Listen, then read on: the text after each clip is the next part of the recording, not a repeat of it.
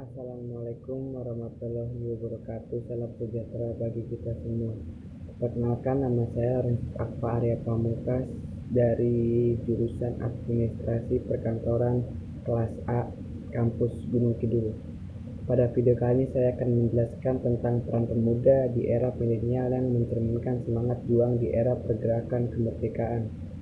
Generasi milenial, generasi lahir setelah zaman generasi ke-10 atau lebih tepatnya sekitar tahun 1980 sampai tahun 2000-an. Diketahui bahwa generasi milenial sangat dekat dengan teknologi. Kehidupan generasi tidak bisa dilepaskan dari teknologi dan internet. Berbeda dengan generasi ke-10 di mana pengaruh dari teknologi belum terlalu menonjol seperti saat ini. Generasi milenial lahir ketika handphone dan media sosial mulai muncul di Indonesia, sehingga wajar apabila generasi lebih unggul tentang teknologi dibanding generasi-generasi sebelumnya.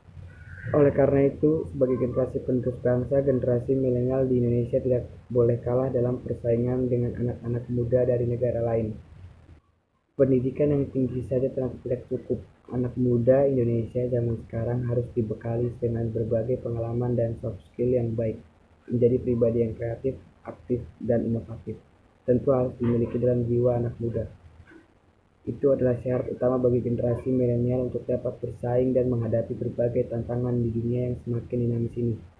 Lalu, bagaimana sih cara agar kita bisa menjadi generasi milenial yang kreatif, aktif, dan inovatif di era modern saat ini? Kita perlu membiasakan diri untuk melakukan aktivitas atau pola hidup yang baik. Langkah yang pertama, perbanyak membaca buku. Karena membaca buku secara rutin sangat dianjurkan bagi generasi milenial saat ini, apalagi minat baca dari anak muda di Indonesia masih sangat rendah.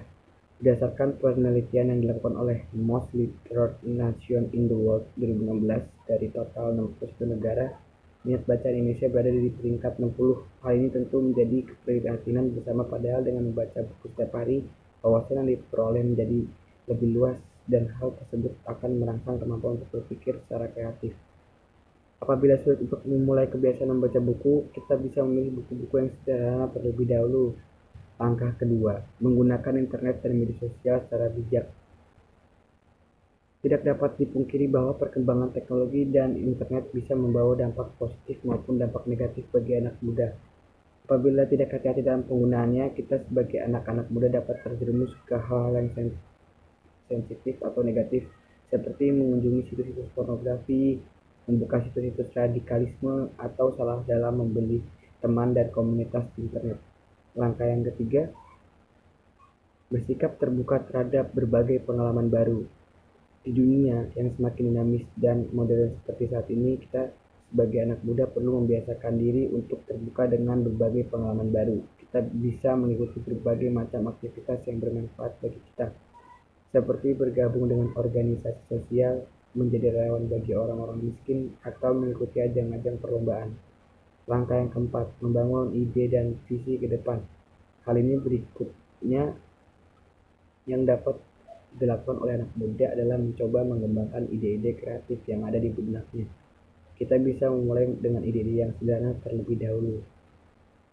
Langkah yang kelima, rajin berolahraga dan membiasakan diri untuk bangun pagi. Karena kelihatannya memang hal ini sepele, tapi dua aktivitas tersebut memiliki dampak yang sangat positif untuk membantu kita menjadi anak muda yang lebih aktif, kreatif, dan inovatif.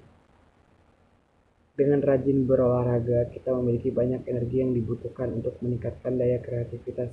Selain itu, kita menjadi lebih semangat dan terhindar dari rasa mager atau malas gerak. Bangun pagi pun demikian, kebiasaan ini akan membantu otak kita menjadi lebih segar sehingga dapat memunculkan ide-ide yang kreatif.